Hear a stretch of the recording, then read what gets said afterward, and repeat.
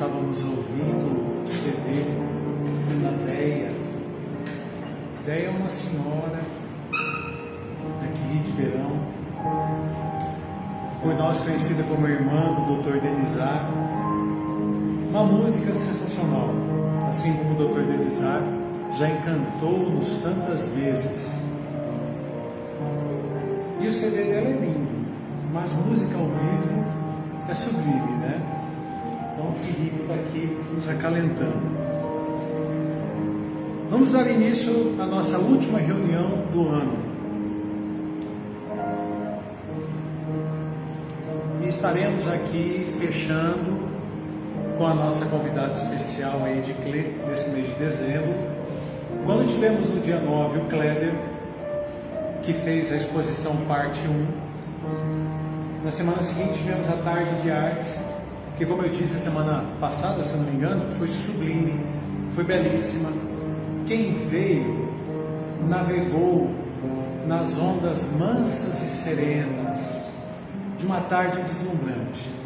Quem não veio pode assistir pela internet, está lá nas nossas redes sociais, mas já coloca na agenda, não perca para o ano que vem, que tem sido todos os anos momentos inesquecíveis. Na semana passada nós tivemos a presença da Selma e hoje a nossa querida Ediclê.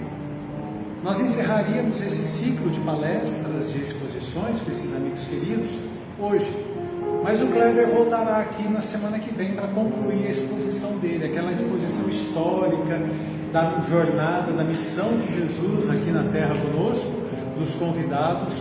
Então no dia que ele veio não foi possível, ele se estendeu e combinou conosco de estar aqui na semana que vem. E aí em seguida nós retornaremos, eu não sei as datas exatamente, mas semana que vem, 1º de janeiro, é o Cléder, e depois na outra semana, 7, e depois na outra semana nós retornaremos aos estudos do Palavras de Vida Eterna. Para darmos início, nós temos feito em todas as terças-feiras dessa jornada especial com esses amigos, queridos, convidados, fizemos leitura de poesias desse livro aqui, ó. O livro se chama Maria Dolores, psicografado pelo Chico, com poesias ditadas pela própria Maria Dolores. E, por incrível que pareça, ou não, eu comprei esse livro num brechó há muitos anos. E esse livro foi dado de presente para alguém originalmente como um presente de Natal. E a pessoa que deu o livro lá em algum momento, em 1977, ela fez uma dedicatória. E ela disse assim: Marta, é Natal mais uma vez, eternamente novo como o amor. Natal é alegria, esperança, é paz.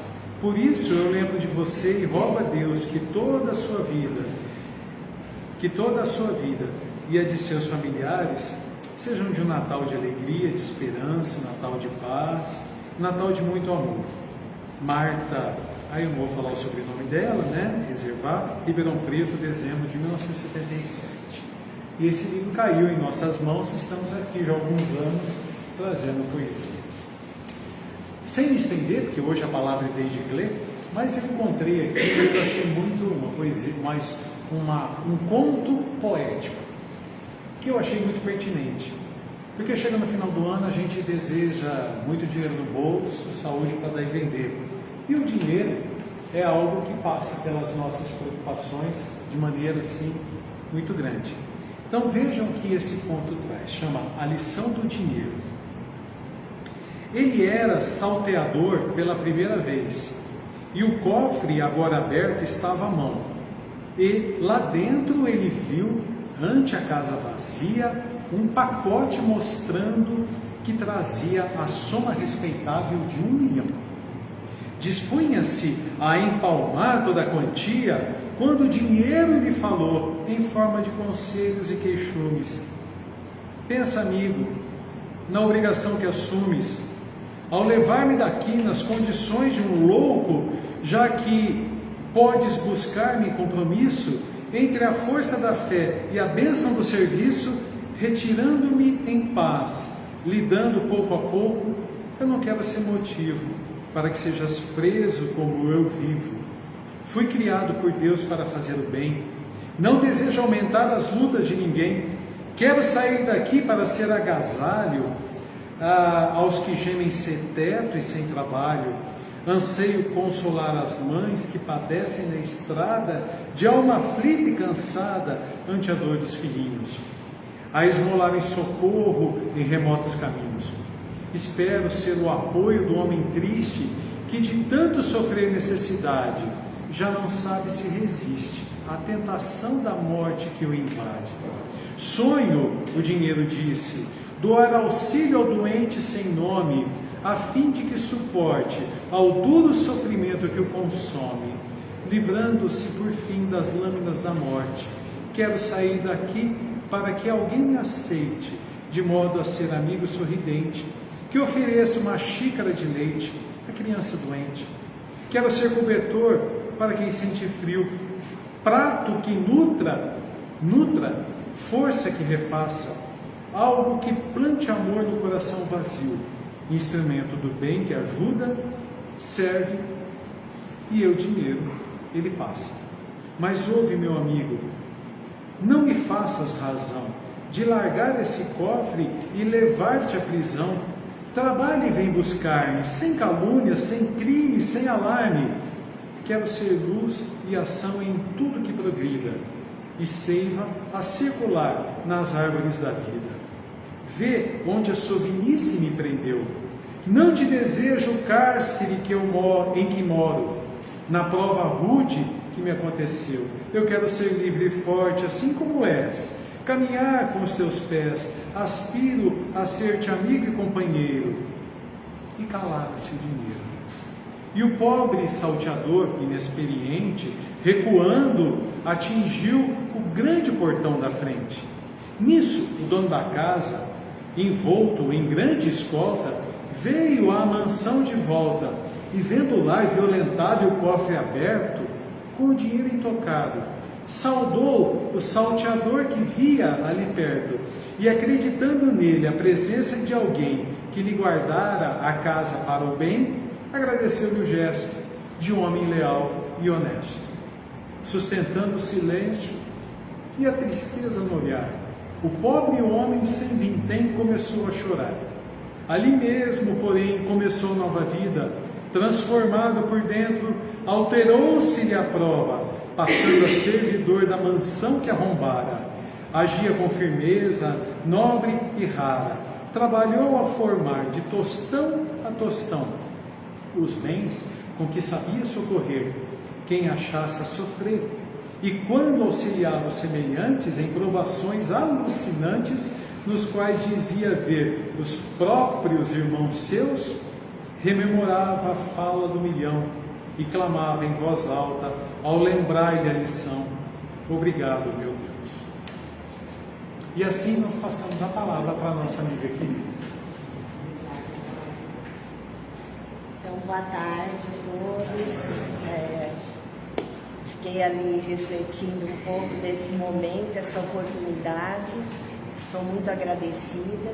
Meu coração bate diferente hoje, porque essa reunião tem muitos amigos queridos, principalmente os encarnados, porque os desencarnados a gente já sabe que tem, que nos sustentam, né?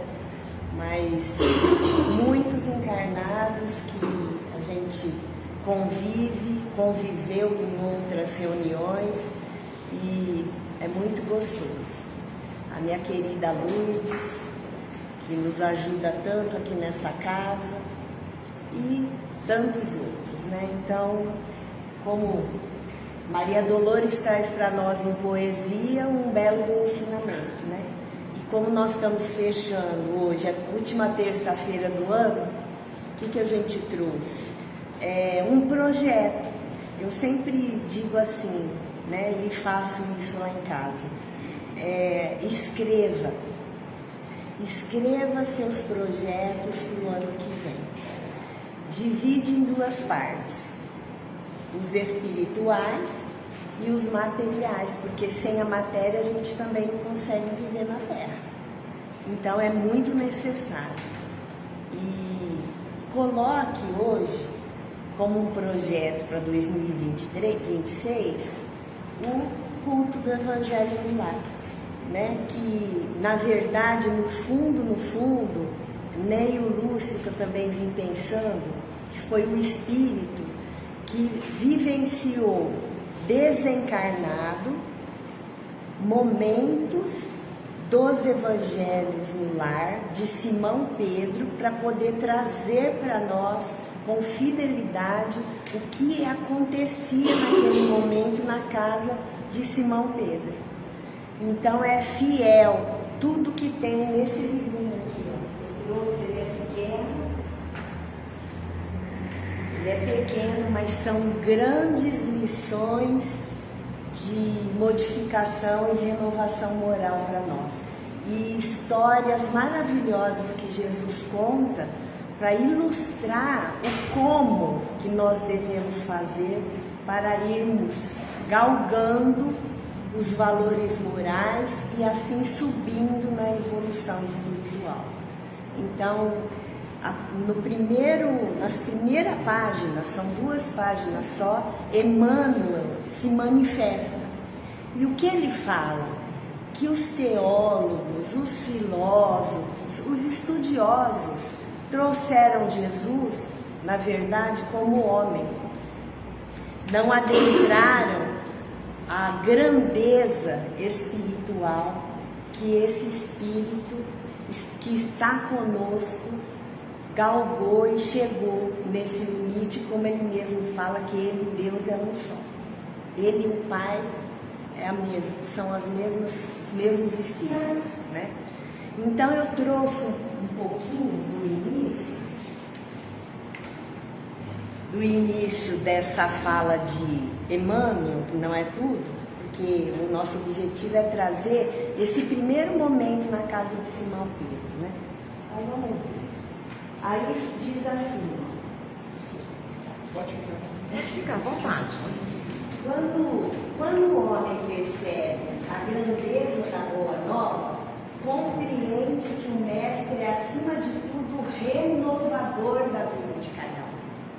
Então, por exemplo, não adianta um estudioso viajar com o pensamento sem sentir a grandeza do Espírito que é o nosso Mestre Jesus.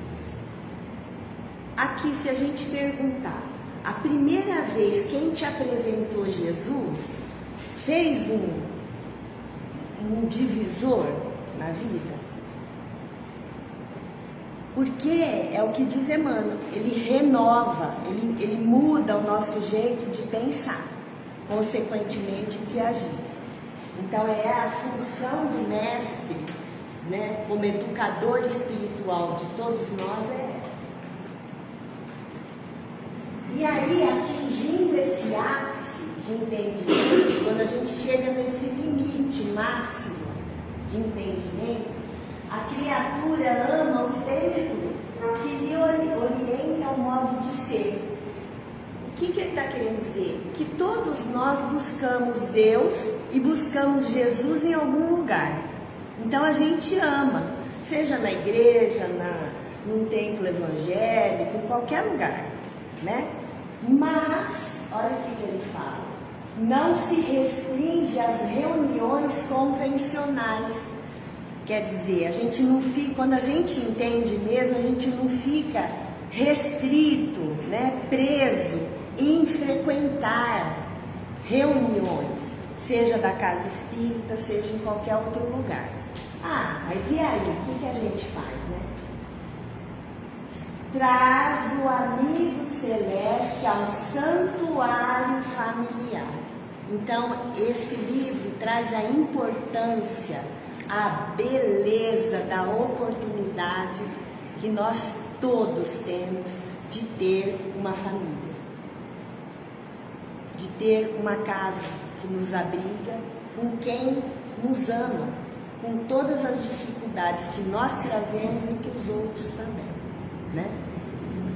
Onde Jesus, nesse santuário familiar, passa a controlar as paixões, as nossas, a corrigir as maneiras e a inspirar as palavras, habilitando o aprendiz a traduzir os ensinamentos eternos através de ações vivas, com as quais espera o Senhor estender o divino reinado da paz e do amor sobre a terra. Então, quando a gente realmente atinge esse ápice de entendimento, quem é Jesus para mim, a gente começa a o quê? A controlar as nossas paixões inferiores, que a maioria são ligadas às sensações, né? Corrigir as nossas maneiras de pensar, de sentir e de se comportar.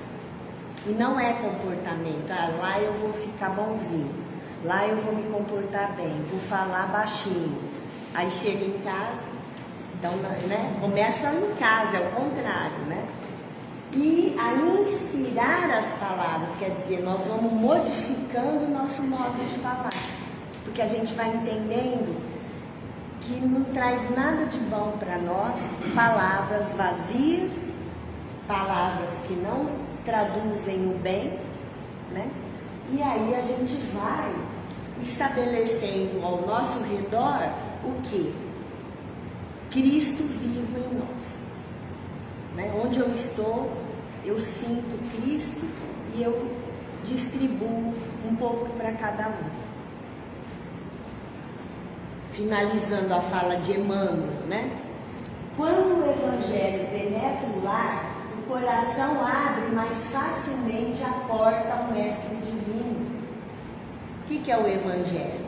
A boa nova, a boa notícia que Jesus trouxe, que não era o olho por olho, dente por dente, que nós todos somos filhos de Deus, estamos, Pai, estamos irmãos, nós somos irmãos em Deus, e a gente precisa sentir isso, como o salteador que se emocionou e se transformou, porque ele sentiu a energia de quem o acolheu, né? Então é isso. E hoje, aqui foi escrita minha, porque estava falando há 19, né? Quase 20 séculos, né? E agora é mais de 20. É mais. São já decorridos hoje sobre o quê? As primícias da Boa Nova. E o domicílio de Simão se transformou no mundo inteiro. Então ele traz como exemplo. E aí, olha como ele começa, Jesus, uma conversa. Ele já estava lá provisoriamente na casa de Simão Pedro. E onde o mestre ia, o que acontecia? Era igual formiga no doce, juntava aquele monte de gente. E era assim mesmo, né? Muitos se reuniam nas varandas, né, ali na porta de casa para conversar. E isso não era diferente na época na casa de Simão Pedro. E aí Jesus, que estava provisoriamente na casa de Pedro, pegou os sagrados escritos da época, ele não inventou nada diferente.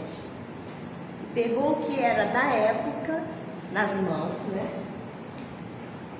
E como se quisesse imprimir um novo rumo à conversação que se fizera improdutiva e menos edificante, falou com bondade para Simão Pedro.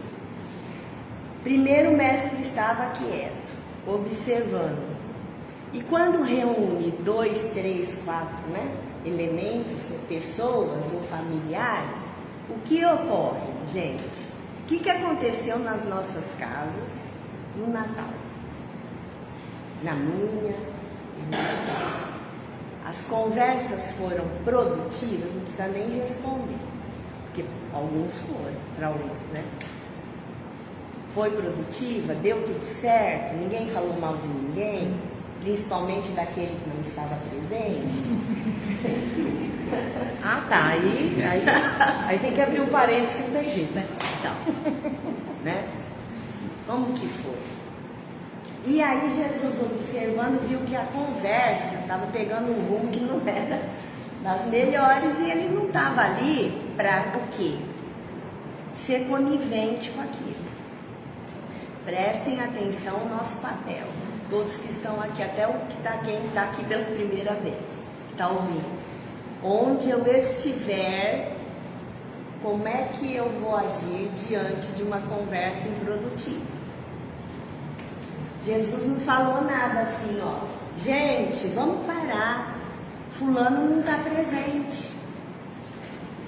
Vamos mudar a conversa.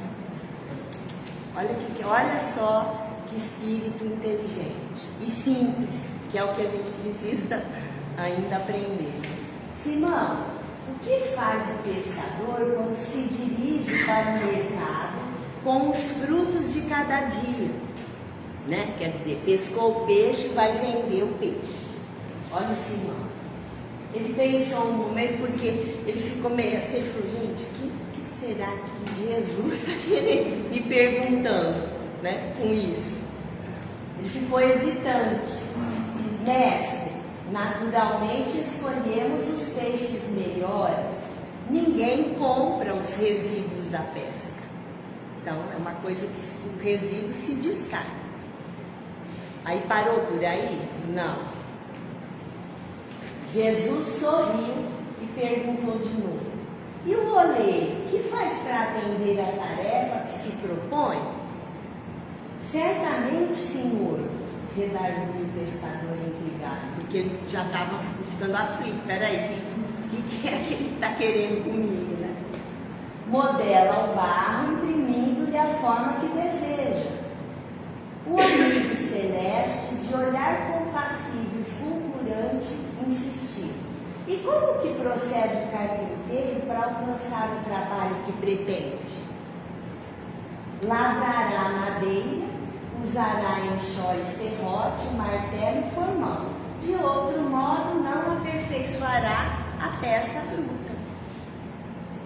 Quer dizer, Jesus não falou, não foi nada. Ele foi trazendo um pensamento para que aqueles que estavam ali, principalmente Simão Pedro, fizessem comparações, que é um processo mental importantíssimo que nós temos.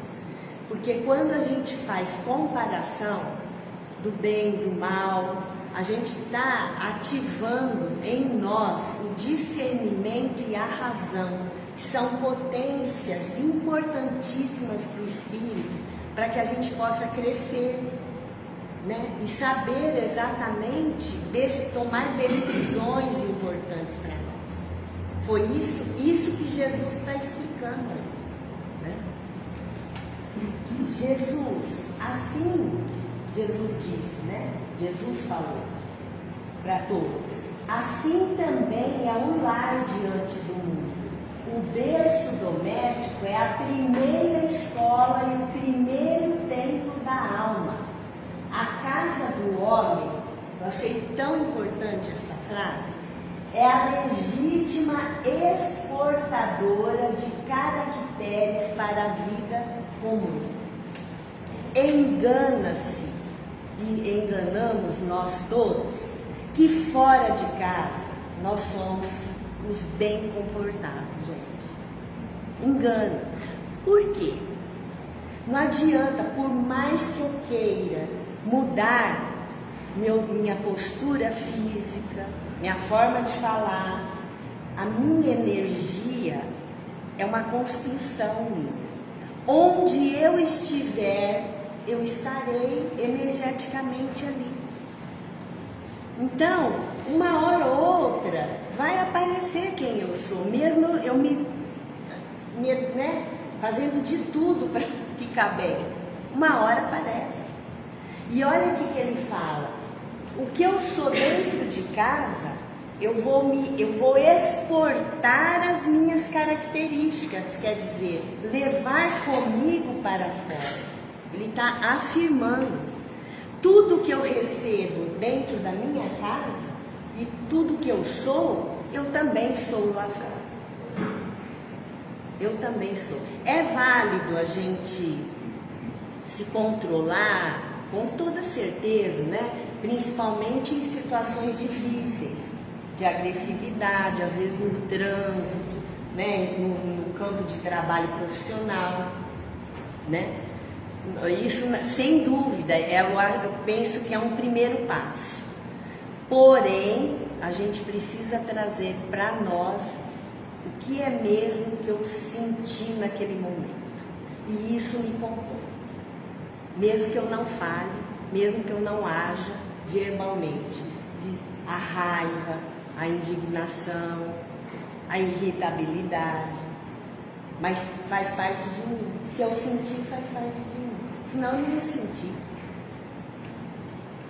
Né? Então é isso que Jesus está falando, olha. O lar é um berço, é o início, por isso todo mundo hoje usa a célula, a primeira célula. E a célula foi a primeira forma de vida que compôs as outras matérias, né? mais aprimoradas. Se o negociante seleciona a mercadoria, se o marceneiro não consegue fazer um barco sem afeiçoar a madeira a seus propósitos, como esperar uma comunidade segura e tranquila sem que o lar se aperfeiçoe? Como que nós vamos ter uma cidade, um bairro, um país educado, um país fraterno, se isso não faz parte da educação dos seres desde a infância? Se dentro do meu lar eu encontro o quê? Não preciso nem falar, né? Muitas coisas que como mudar? Todo mundo falando de política, apontando o dedo para os governantes. Será que eu, na minha característica, eu não tenho assim um pouquinho de tudo isso que a gente está vivendo? Isso que Jesus está falando aqui, né? A paz do mundo, olha lá, começa sobre as telhas a que nos adoremos. Se não aprendemos a viver em paz entre quatro paredes, como aguardar a harmonia das nações? Você vê, o Brasil é um Brasil de paz, né? De muitos recursos naturais, e o coração do brasileiro é fraterno, não totalmente, mas sim, né? E aparece, né? Como? Não tem guerras veladas, guerras aparentes de facções, de politicagem, de raça, de um monte de coisa. Mesmo sendo o Brasil, né? Que foi estabelecida no plano espiritual uma bandeira de paz.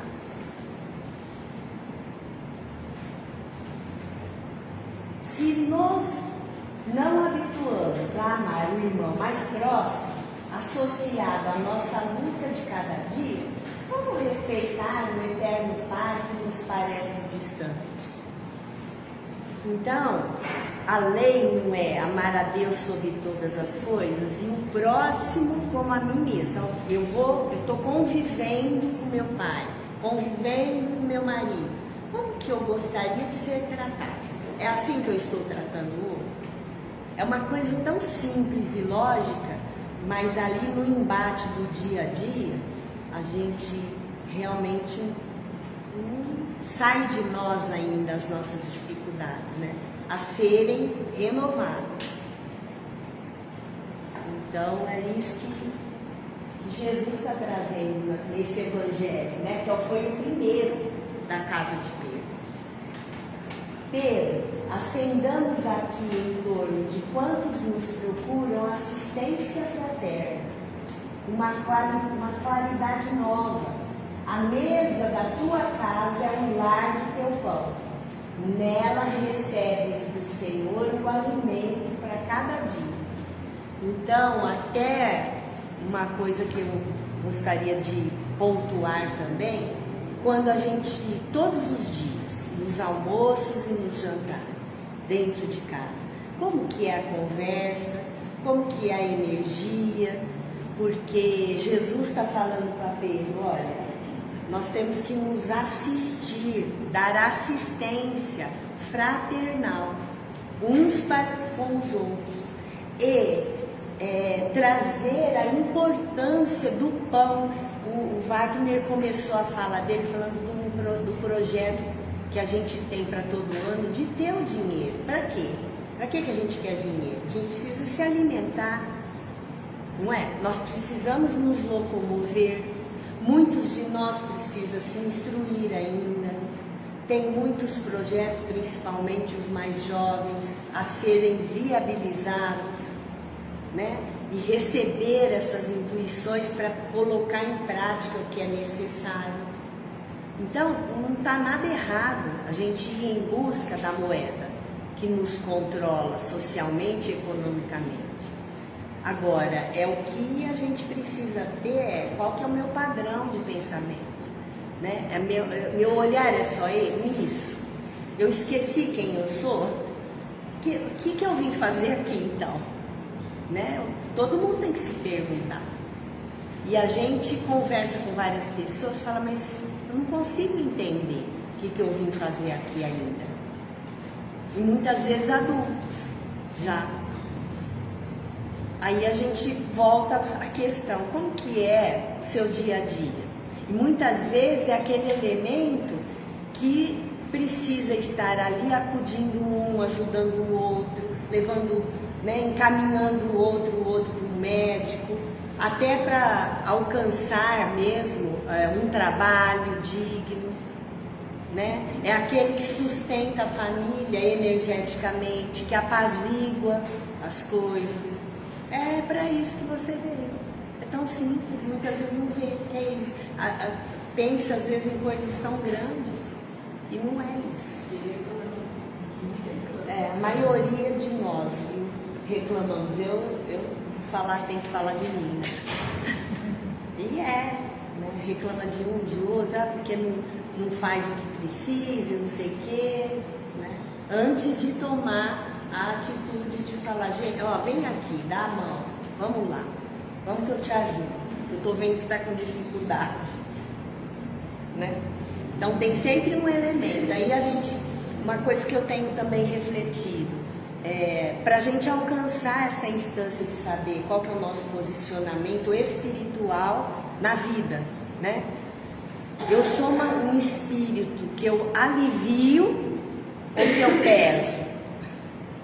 Peso o ambiente, peso as pessoas e às vezes até com a reclamação.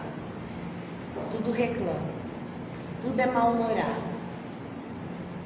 Eu sou esse espírito que ajuda ou quer ser só ajudar? Né? São coisas assim que chega no final do ano, aquilo vem pra gente renovar, falar, não quero mais isso pra mim. Quero sair desse patamar, né? E alcançar voo leve. E como que eu fico leve na vida? Quando eu amo. E acudo, e eu ajudo quando precisa, que está aqui do meu lado. Não tem o que fazer, né? É para mim, então é isso. Por que não instalar ao redor da mesa, né, a sementeira da felicidade e da paz na conversação e no pensamento? Ele não falou, gente, vocês têm que mudar o pensamento, senão vocês não vão ser felizes. Não, ele está questionando, levando o espírito e todos que estavam ali a se perguntar: eu sou feliz? Por que eu não sou feliz, então? Que a felicidade plena é quando nós atingirmos o amor. E nenhum de nós aqui ainda sabe o que é isso. Nós estamos a caminho. Então, quando que eu sou feliz? Que momentos? Eu tenho certeza que a gente é feliz quando o nosso próximo está feliz. Com certeza. Quando o nosso filho está feliz. Com certeza. Quando a nossa mãe, nosso pai. Quando a gente vê que o pai, a mãe, o irmão está doente, a gente fica feliz. Tá vendo como que a gente nós ainda não somos coerentes, né? Com aquilo, não é? Com aquilo que a gente sabe. Então, são reflexões, gente, para a gente fazer agora nesse finalzinho de ano. O Evangelho não foi iniciado sobre a multidão, mas sim no singelo domicílio dos pastores e dos animais. Simão, sem encontrar palavras, murmurou tímido: Mestre, seja feito como desejas, porque Jesus fez uma proposta.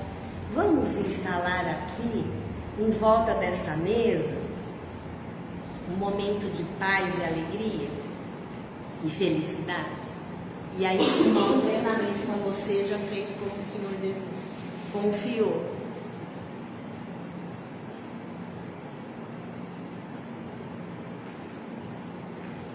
Então Jesus, convidando os familiares do apóstolo à palestra edificante e à meditação elevada, olha só, ele não ficou falando, desenrolou os escritos da sabedoria e abriu na terra o primeiro culto cristão no lar.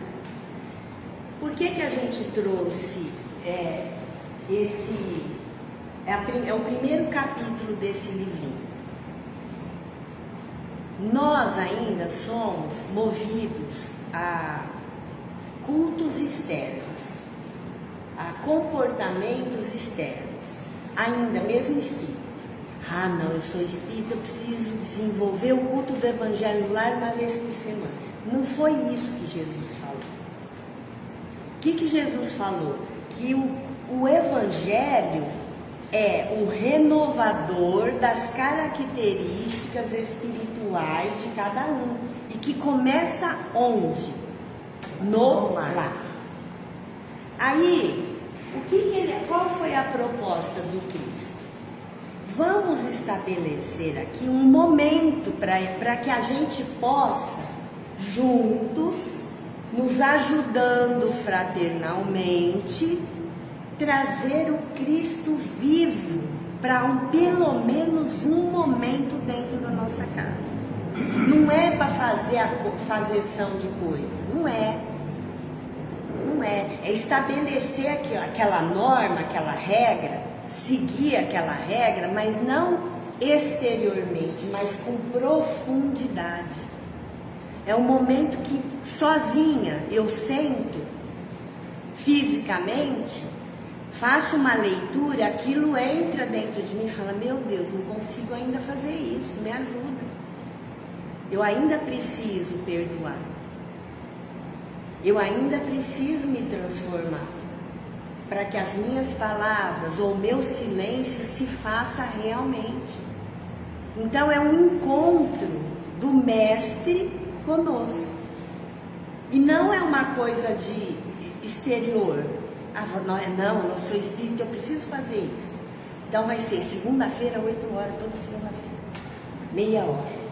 Isso daí está na internet, até como que se faz o Evangelho. Mas não nem precisa de regra, gente, a gente faz. É a gente. Ah, tem que ser, o Chico falou num dos programas aí, uma das falas dele, que tem a maioria de nós precisa todo dia. Todo santo dia. Porque senão cadê a força? É o mestre, é o Cristo que nos sustenta. Ele que formou a casa para a gente vir, desde a primeira célula. Então quem criou-nos é esse que está me sustentando. O que você já criou, não é você que sustenta, que dá amparo, que protege qualquer criação que a gente tem.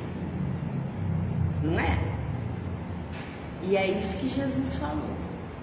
E como ali estava reunindo muita gente, e Jesus não perdia tempo, ele aproveitou aquele momento para os ensinamentos. E é maravilhoso, maravilhosas as lições. Inclusive a segunda lição fala sobre a família. E começa com a sogra. Imagina, uma sogra insatisfeita que estava doente e que Jesus curou. A sogra do Pedro. A sogra do Pedro inconformada. Imagine os perrengues que saía ali. Inconformada de morar com gente.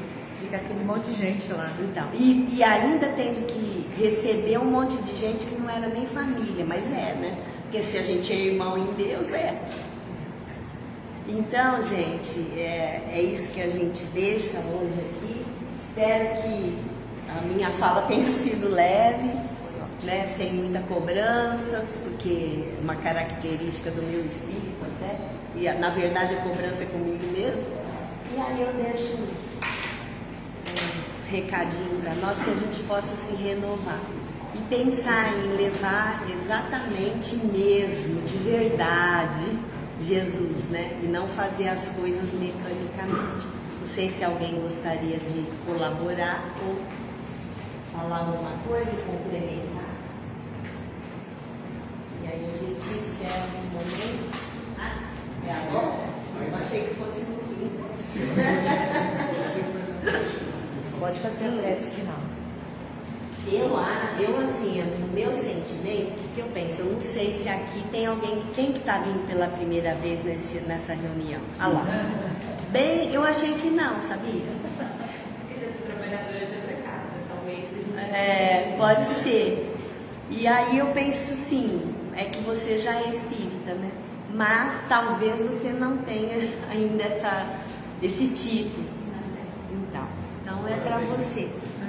Vem aqui que a gente, por favor, te dar um abraço. Estou te desacomodando, por isso que eu não fui Tudo lá. bem, obrigada. Que você possa fazer bom uso. É um livro de muito ensinamento, 50 anos depois, que você deve conhecer, e muito ensinamento e emocionante. Já amei, já estou emocionada. Ela vai tirar uma Vamos virar essa foto, deixa eu tirar uma foto para colocar no nosso. Obrigada. Como você chama? Gabi. Seja bem-vinda, viu, Gabi? Muito obrigada. Seja bem-vinda. Espero que você saia daqui feliz. Voltarei, mas a última do ano e a minha primeira. De muitas. Que bom. Obrigada. Então é isso. Obrigada, gente. Quem quiser também nos presenciar, né? Nos presentear com a presença, a gente trabalha na sexta-feira à noite, das 8 em diante, e é um estudo e é o passe. Então quem quiser também ir para estar conosco, a gente fica feliz. Então vamos finalizar, né? Que Jesus possa abençoar as famílias, abençoar para todos os desencarnados que vieram compartilhar momentos significativos conosco, principalmente os amigos desencarnados que fazem o nosso coração vibrar de saudade. Queremos que Jesus nos envolva com o seu amor, para que possamos, nos nossos projetos de 2026, ele continuar e estar cada vez mais vivo dentro de nós, fazendo e nos ajudando a fazer as devidas mudanças íntimas, tirando-nos da miserabilidade de pensamentos arraigados que trazemos. Jesus querido, tenha piedade de nós, tenha piedade de toda a humanidade terrestre, que a sua equipe possa tocar os corações aflitos, fazendo a devida mudança do entendimento da vida e da encarnação. Queremos agradecer profundamente por estarmos aqui, fechando mais um ano da nossa encarnação. Mais uma bela oportunidade de sentirmos a sua presença, o seu amor, a sua força, a sua delicadeza e simplicidade. possamos introjetar esses valores e exportar do nosso íntimo em qualquer lugar que estejamos. Muito, muito obrigada, Senhor, por tudo. Que assim seja.